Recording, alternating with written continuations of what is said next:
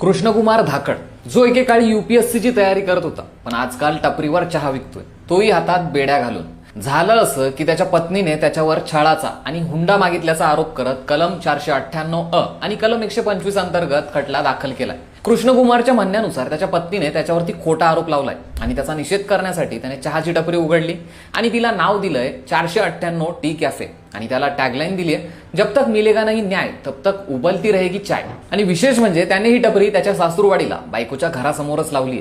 कृष्णकुमार आणि मीनाक्षी मालव यांचं 2018 मध्ये लग्न झालं होतं. त्यांनी एकत्र येऊन मधमाशी पालन व्यवसाय सुरू केला.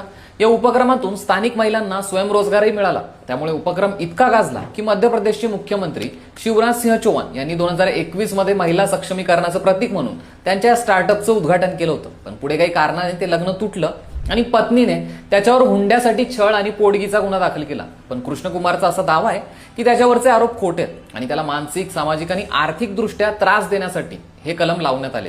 आणि या विरोधातच त्याने आता आवाज उठवण्यासाठी यूपीएससी सोडून हातात बेड्या घालून राजस्थानच्या अंता या शहरात चहा विकायला सुरुवात केली.